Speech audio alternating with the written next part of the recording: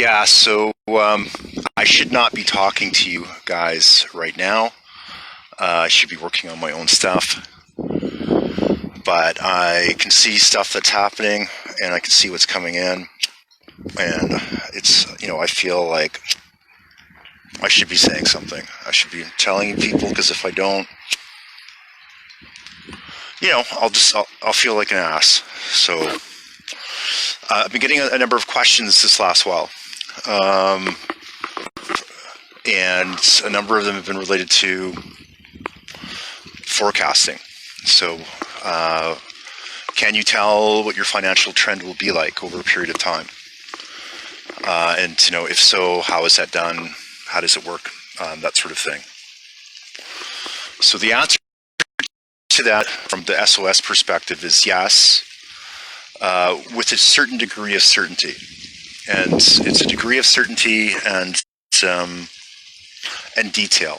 Probably, in most cases, it would be far in excess of like the value of that information and the accuracy, etc. It would, from our experience, it would tend to be way above average insofar as having an idea as to what's going on. So I'll talk a little bit about that. And then I get a lot of questions about transits. So when we do forecasting, what are we looking at? How do we tell what kind of trends are coming up?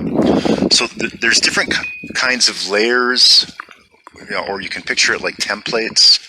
So think about it this way.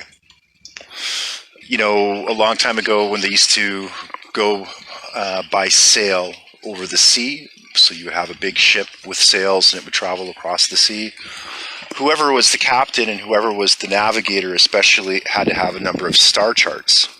They had to have maps. They had to have instruments, equipment, like to try to figure out where are they, where is the point that they're trying to get to, how long will it take, that kind of stuff. What can they expect along the way? So if it's going to be rough seas, or if they're going to be sailing through an area where there's a lot more current, then they need to know that. So when we use different, we talked about the star map. So here's the navigator, here's the sailor in the ship, and he's looking at different maps. Some of them are star positions. So basically he can look up in the sky and tell, get a reasonable idea in relation to the map where he probably is. So the tools that I use, I encompass different aspects of astrology, as you know. My background is science, so I take a scientific perspective, and one of the main goals that I have and that I try to provide for my clients is a kind of practical utility, right? So we want to understand what's happening as much as we can, and then take advantage of that knowledge, in a good way, a way that benefits you and hopefully other people that are in your crew or in your circle. So I'm gonna paint you another story here. So come along with me on this one. You're at the beach. Perhaps it's a tropical area, and there's lots of people out sunbathing, and far in the distance over the water, a tsunami is building. And people begin to see it. Some see it before the others do, and they're starting to react. Some people are out in the water, and they're surfing and they're swimming. Some of them are far ways out. Maybe they're in a boat or they're in a canoe. So what happens is eventually the strength and force of that tsunami catches up with people, and the current in the tsunami, the force, the push, the momentum, the strength, it compels them, literally compels them, forcefully to be moved in a certain direction, probably with a certain orientation. That sounds terrifying. Obviously, you wouldn't want to be one of the people that was out surfing and then got picked up by a tsunami wave. It wouldn't be a good thing.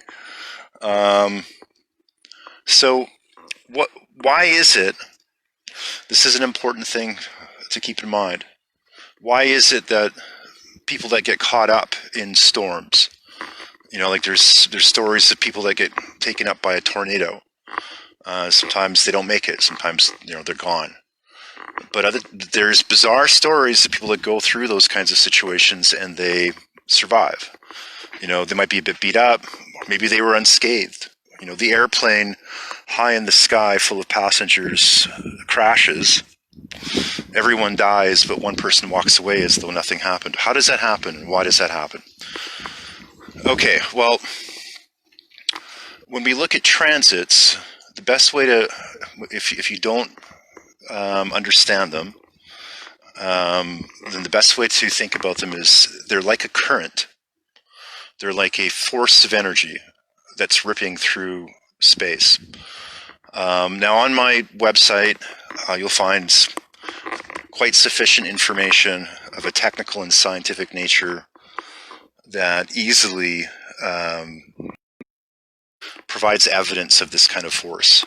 So, but what you basically have is you have an impulse wave, and it's driving through a section of space, and it's biasing whatever it can.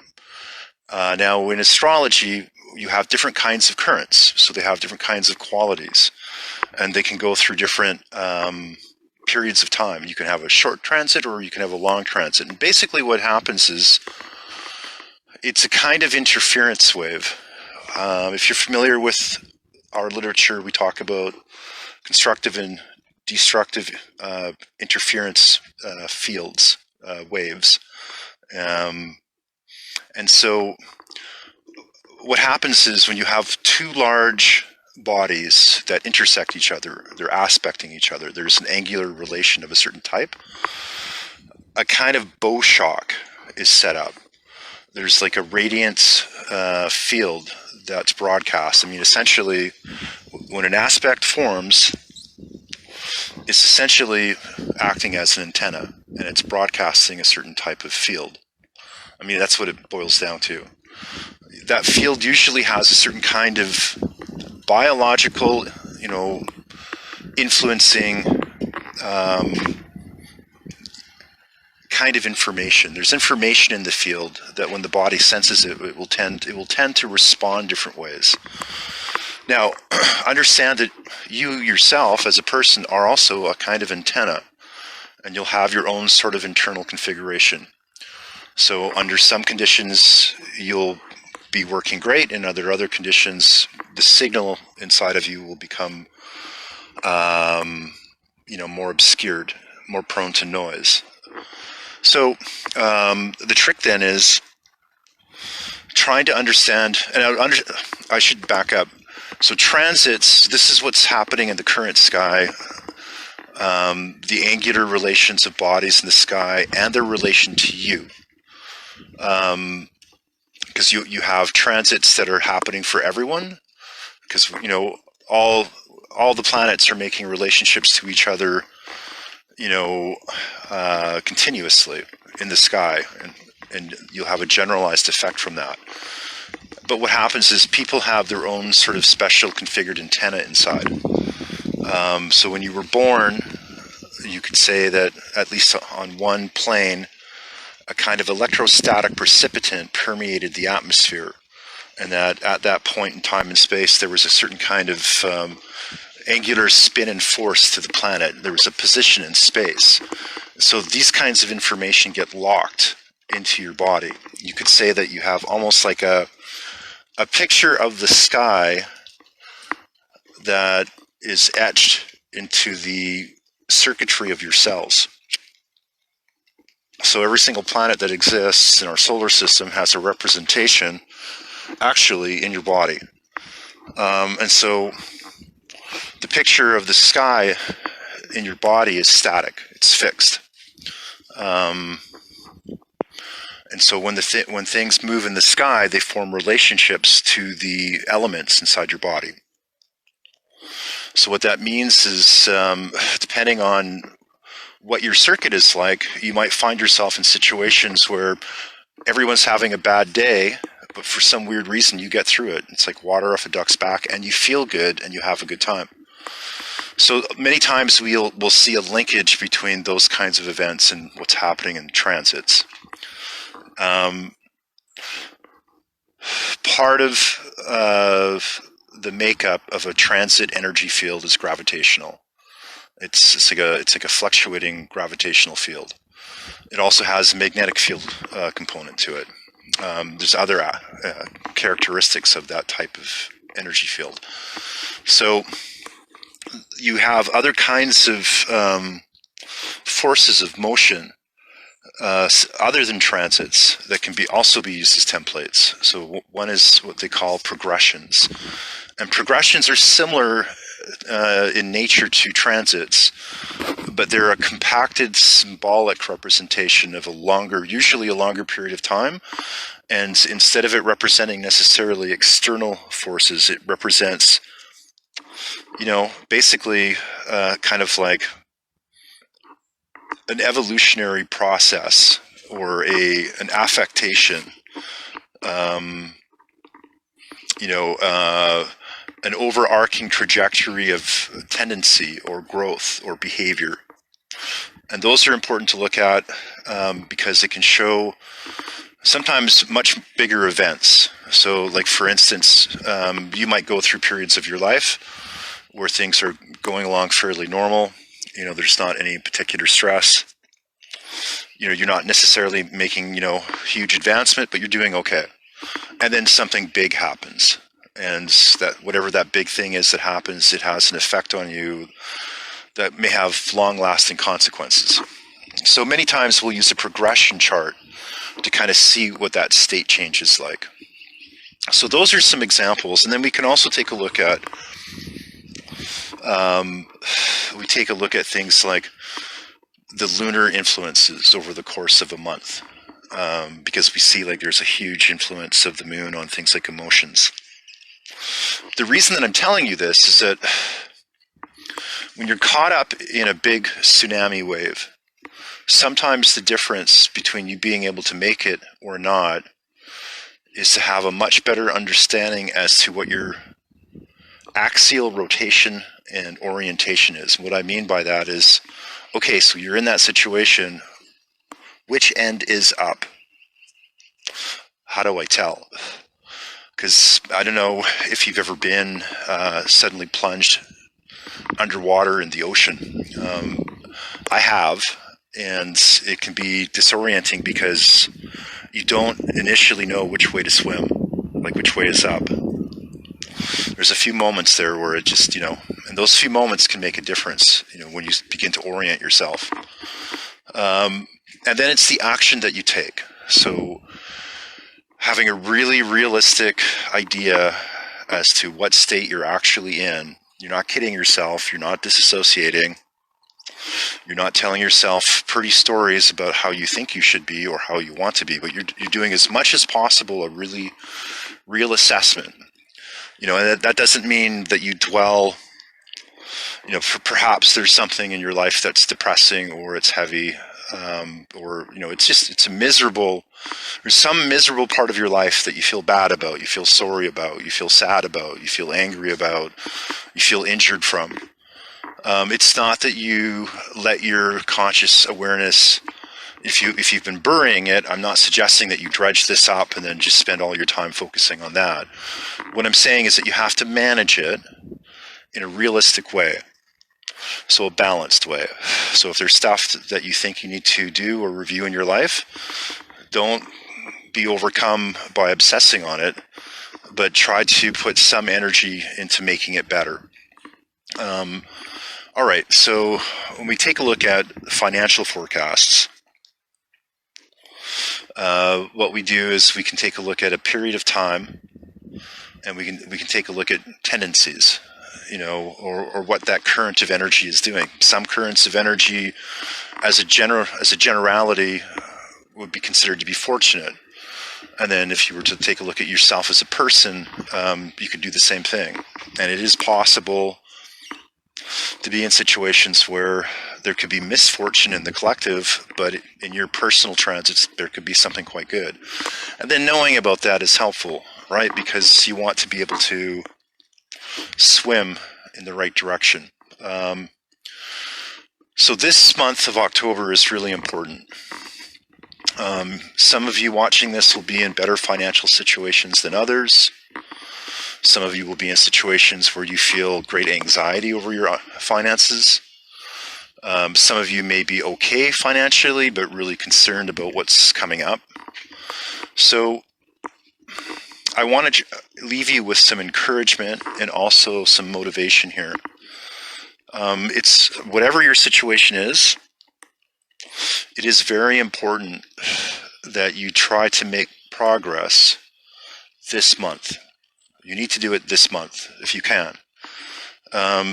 Things are going to get tougher in November and December, and I think what needs to happen for those of you, especially the ones that follow my work, there's a different new game coming up. I'll talk more about some of the stuff I know about the details. There's a lot of things I want to share with you. I don't know if I want to share some of it publicly, so I may share it privately. If you want some of the private stuff, maybe just send me an email. I'll put you on a mailing list for the private stuff. You just email doc_starz@yahoo.com. But basically, what you should be doing is you should be coming to an understanding as to what's actually going on in a couple of areas. And one of the things that's going on, I'm trying to share with you guys stuff that I've had private conversations with some of our senior members and clients and some of my friends with, and I want to try to give you just some insight.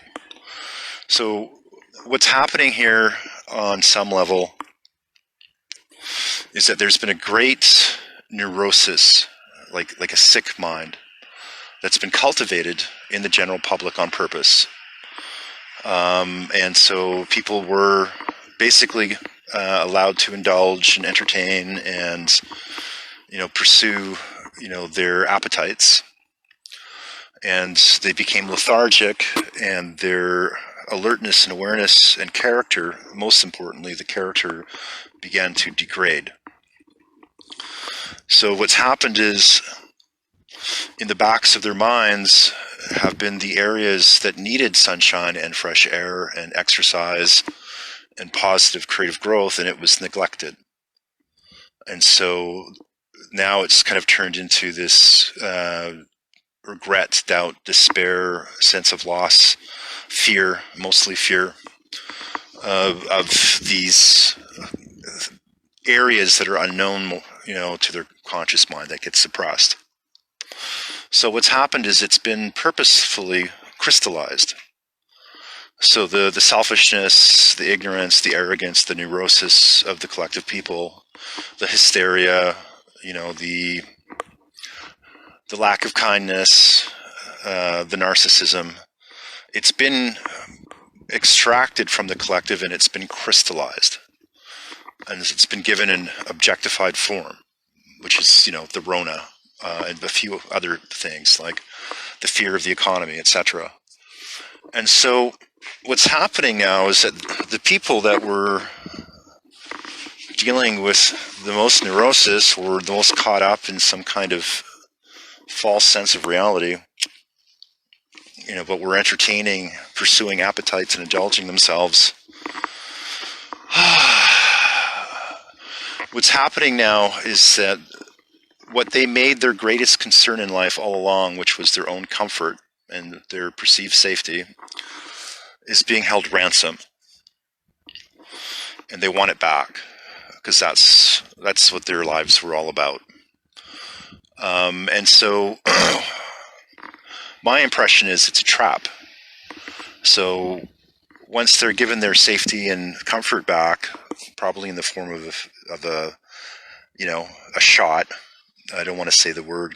I don't know if things are going to get censored here, but it's going to be a trap. And, they'll be told that everything's safe and peaceful now. And as soon as, it's like a noose, like the whole Rona thing it's a noose being put around the neck. And then once they accept the safety and comfort, that's when the noose gets yanked. And it'll be, for a lot of people, too late. That's just my impression. So what's going to happen then is you're going to see this crystallization that's happening in people, it'll start to melt under the sheer, intensity of what's going on, and it'll start to crack. It'll start to rupture. So there are solutions, I'm certain, and there are alternatives, and I'll talk more about the details of both of those things in probably a private video. But one of the solutions is, and I know that for some of you, you're probably going to be wondering, well, how do I do that in my circumstance? How is that even possible? But I think that even for people that are in the direst of straits, I think this is what I've seen. I can tell you, I know this for sure. I've gone through some pretty dark times, some nights of the soul. And I've certainly gotten to places where I felt like, oh, there's nothing I can do. Everything's crashing in around me. It's just despair. But what happens is when you have a change of heart, when you have a change of attitude, and you're sincere, you have to be sincere about it, and there has to be a continuity of that. Human beings are frail, and we're sporadic in nature, but the greater the continuity that you can maintain and sustain of your sincerity and your change of heart and your change of attitude, I can tell you that a golden path tends to open up, sometimes out of nowhere. It's like a fissure. It's like a crack in the background gray reality, and then a light shines through it, and then you get to it, and you force it open, and you try to follow it for as far as you can, and things can change and get better. So that's the most important thing, especially if you're in the direst of straits. That's the first thing that should be happening, and it should be happening this month. So you need to really get real and really get focused. I don't know what your spiritual orientation is. I know some of you have a spiritual orientation. Some of you have an orientation similar to mine. Some of you are atheist or agnostic. That's fine. That's your prerogative. My stance is, my subjective take is, if I'm right with God, then whatever happens, I'll make it.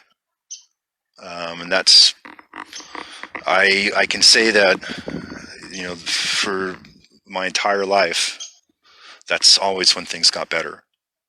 It was as soon as I did that, or shortly thereafter. There was certainly,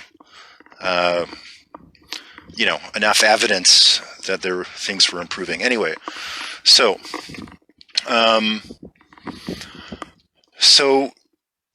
this month, you want to try to stay away from the hysteria of the collective mind, not get entangled in it. I'll release some dates, probably in the private video, as to when you should be specifically paying attention. And then there's also opportunity windows, and you should get on those opportunity windows.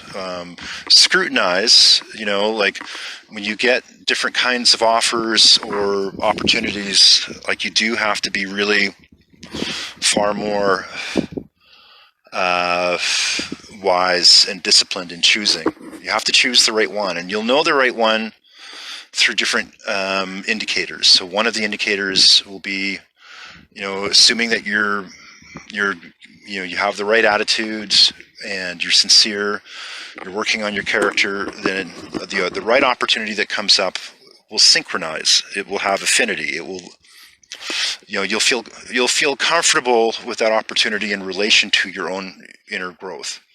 And then you should also take a very close look at the practical fine details. Make sure there's nothing dodgy about it. So really check it out. But having an understanding of your personal constitution, having an understanding of the what's happening in the collective, being able to draw parallels between basically what cycles are happening in your life and what cycles are happening in the background, and then how do they superimpose. You want to try to compare the two And the way that what I usually do with clients, some of my senior business clients, is when they're planning and taking a big important action, they'll ask me to map certain things. So I'll use different tools. I use different graphing tools, different text-driven tools, and I try to get an analysis as to, okay, so who is this person? What are they about? What are their strengths? What are their challenges? What's happening in their life right now, most likely? How are they handling it? What do they need to do? And then we'll take a look at what's happening collectively. And then see, for myself personally, and for my clients, one of the big goals is how do we minimize the loss of time and energy and maximize the results. So increase the time window of attainment, in a positive way,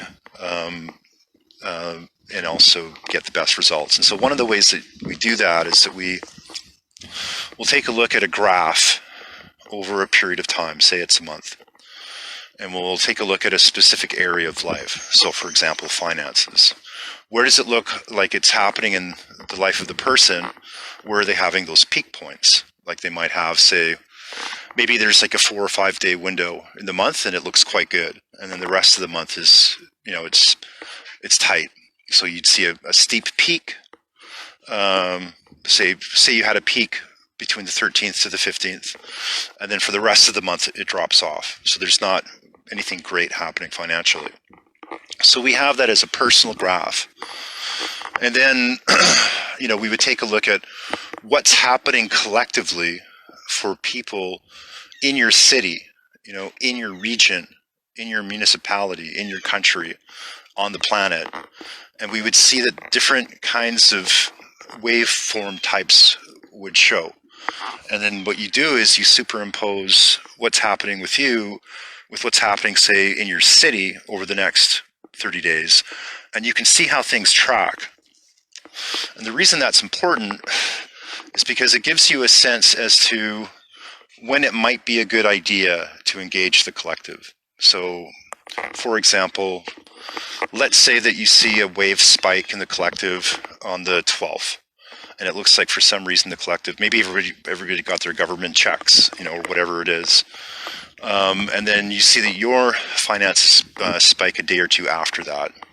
So knowing this in advance, it's like you think to yourself, well, if I'm going to do a promotion for my business, or I'm going to sell something, or I'm going to transact, or make some kind of effort, that looks like it might be a good time, because isn't that weird? Money's coming into the collective, and then I get money right after that. That's a simple example. So I just wanted to share that because I've been getting questions along those lines the last while, and it's just easier to put it on a video. And then the other thing is I wanted to try to give you an explanation about transits that you could understand, because, it's funny, the people that, in ancient China, there's that statement, not in ancient China, but there's this contemporary statement, millionaires don't use astrology, billionaires do, and it's a funny saying, it's true, although some millionaires do use astrology. But there's a reason for that. When you go back to ancient China, the best astrologers basically worked for the emperor. And the emperor relied on those astrologers to make critical, decisions of state, like, do we go to war? What are the crops going to be like this year? And, the emperor took it very seriously. My mentor told me about a story. It was in old dynastic China. There was a school temple full of astrologers that they were amazing. They had a great reputation. And the emperor, would consult them on a regular basis. And he compensated them well. They lived good lives.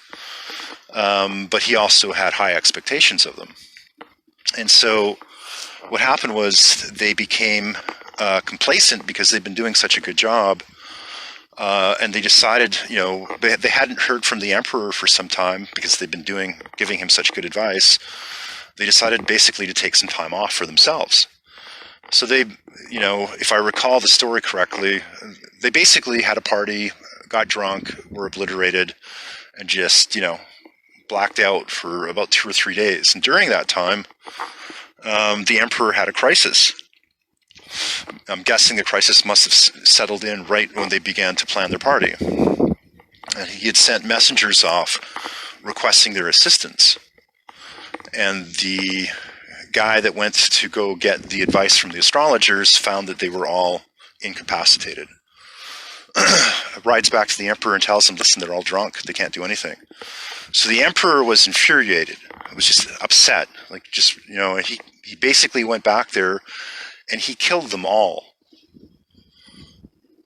And he set an example. He said, look, I rely on you so much. The entire welfare of the state is resting on the decisions I make. This isn't something you can mess around with. And I don't think there was ever any incident of the high court Chinese astrologers acting out of sobriety much after that. So the point is, you're the emperor. So too must you be. So you have to make decisions that are going to really affect you and likely the people around you. And you've got to be just. And you've got to be not brutal in the sense of beast-like, but you've got to be brutal in the sense of there's no fooling around. You root it out. You have to do that this month. And what I'm reluctant to, I've done public speaking in the past, and I very much appreciate you guys are great. You say a lot of kind things, and I'm glad that you feel that these words help you, so thank you. For some reason, I'm reluctant this last number of years for different reasons to speak much. I don't want to enter into the capacity of trying to be some kind of de facto motivational coach. I'd rather spend my time focusing mainly on what I'm focusing on. But there's stuff that, I look around and I see what some of the spiritual gurus, masters of ascension, a variety of different life coaches, motivational speakers are doing. It sounds, some of the celebrity and it's just oh man, it's most of these people are just getting bullshit sources of information that aren't going to help them. A lot of these public figures are clowns. They're motivated by personal interest. That's their primary. And you've got all these people running around trying to figure out what's happening and what do they do. And there's just so much bad advice. It's just horrible.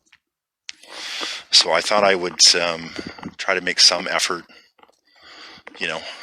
just to offer something that will be hopefully of practical help and use to you. So the other thing I just touched on previously, I'm just going to mention this really quick, is that it's likely that they're probably going to crash the system. And I think part of the reason for that is they have critical mass. There's too many people that are basically caught, and that's a huge momentum. And so basically, what you don't want to be stuck in there. So if and when things crash, and when there's a new kind of system put in place, from what I'm seeing so far on my end, there will also likely emerge an alternative. And that alternative will be probably something along the lines of, you'll have a number of different pockets, which may be somewhat autonomous form, and they'll be transacting, business in a different way. So it'll be smaller pockets of creative business and, productive, activity. And so I think probably for most of you, what you want to do is you want to try to become more aware of that kind of structure forming and try to see how you can interface with that.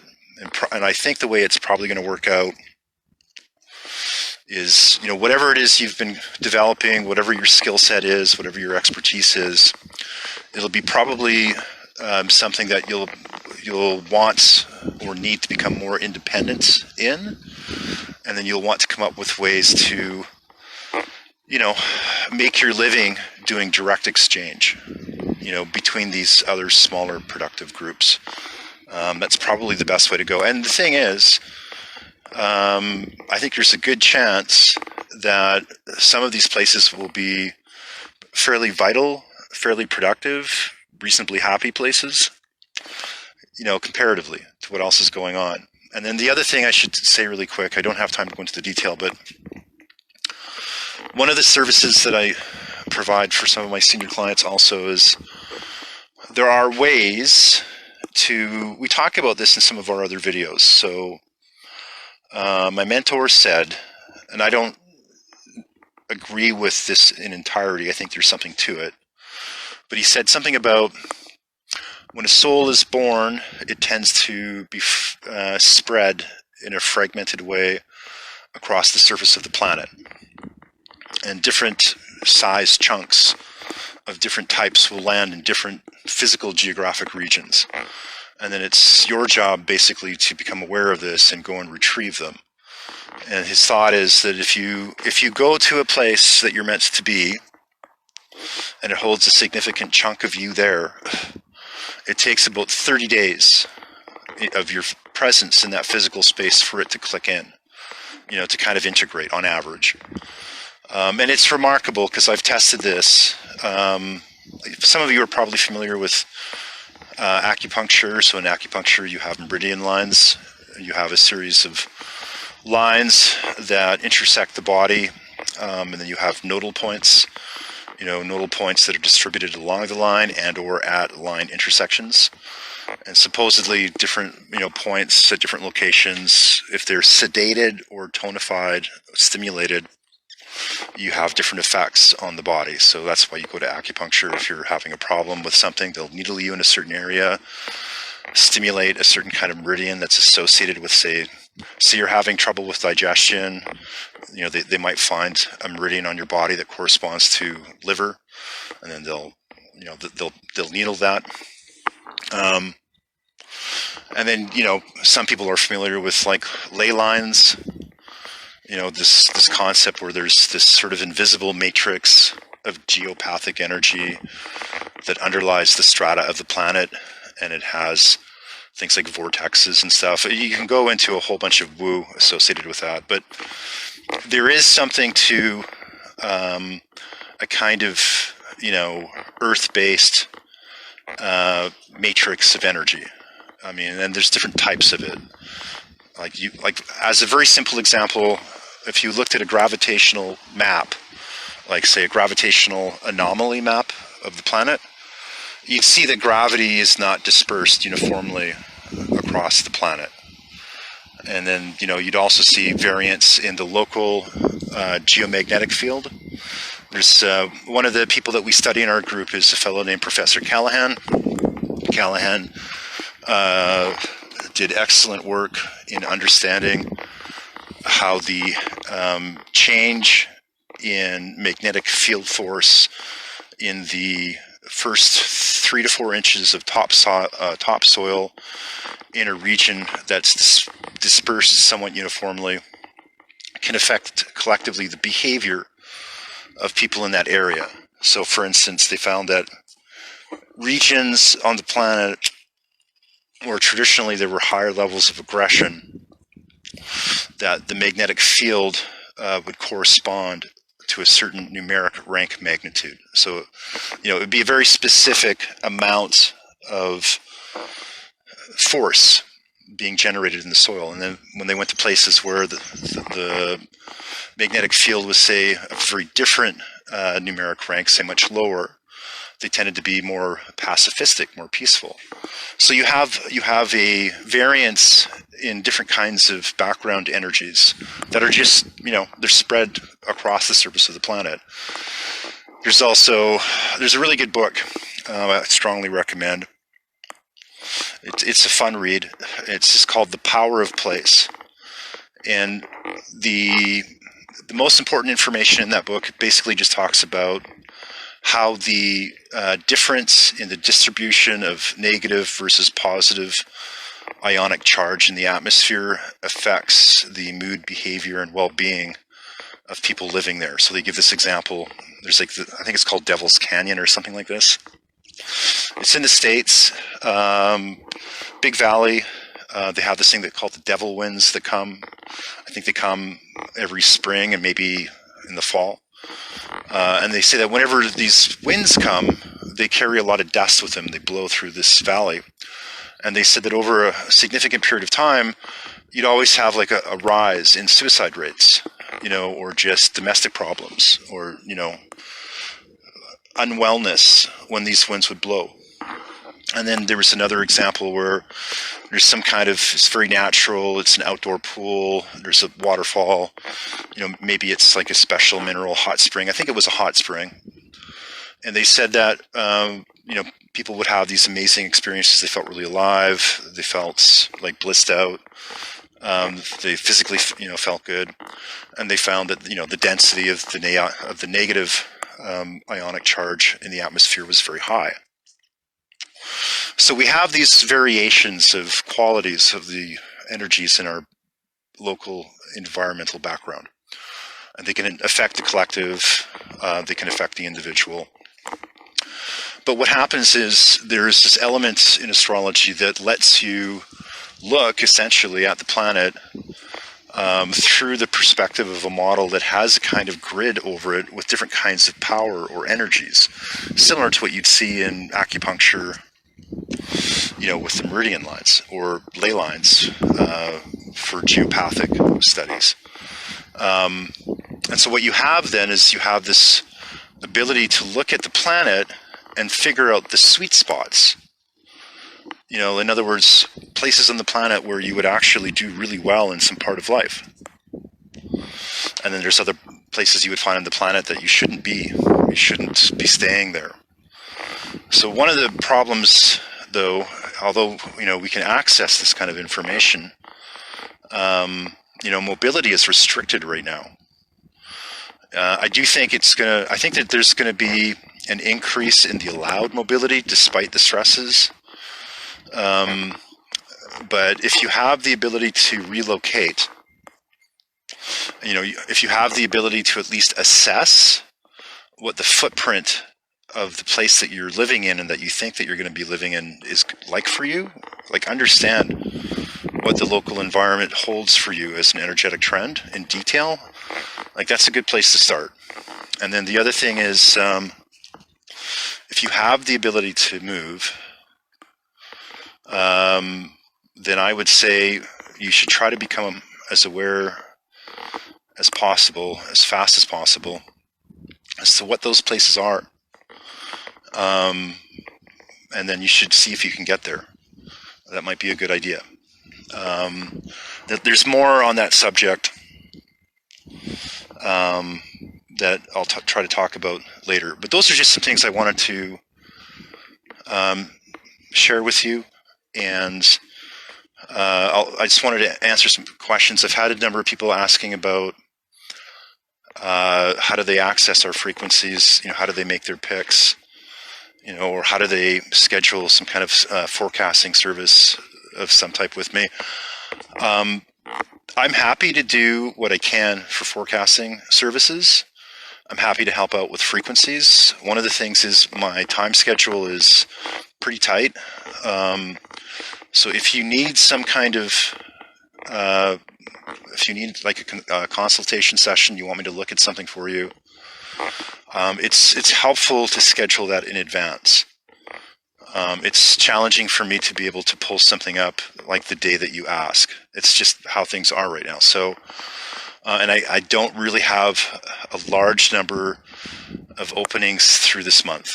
There just isn't. So if you want or need something done, just feel free to email me, and then we'll try to work out like a time. The way that works is if you want to book something, then just send me an email and give me an idea as to what your availability window is like for a week. So just, you can email me back and say, well, I have Tuesday, Thursday, Friday at these time slots. So if you have Thursday afternoon, you're free between 3 to 6 p.m., just let me know that. And then what I'll try to do is get back to you and let you know if I can provide that for you at that time. And then regarding the frequencies, it's very easy. Like I know that a number of you have already gotten a bunch, and that a number of you want to get more, and you're wondering, how do you do that? It's just simple. So I'll provide links. You can access our catalog. Just look at the tracks. Just look at the titles. Pick whatever you'd like. Like, just, if there's a bunch of collections or if there's a bunch of titles, just give me a list. I just need to know what it is that you want, and if you need help, or more information, or you have questions, it's fine to ask. But just send me the list, and then what I'll do is I'll bundle it, and then I'll send you a custom discount link, so you can use that. It'll be like a PayPal purchase link, and then I'll send you an access and download link. That's all you have to do. So the only thing you have to do is just pick what you want, and then let me know. But it's great that you guys want to buy these things, but again, remember that you want to get benefit from them. So if you've watched some of my previous videos, there is a little bit of training that you have to do. It's not difficult, but if you're going to get benefit from these tracks, you just have to follow the steps, because there is a protocol in how to use them. So anyway, I hope that helps. I hope you have a better understanding of how transits work, and we will be in touch soon.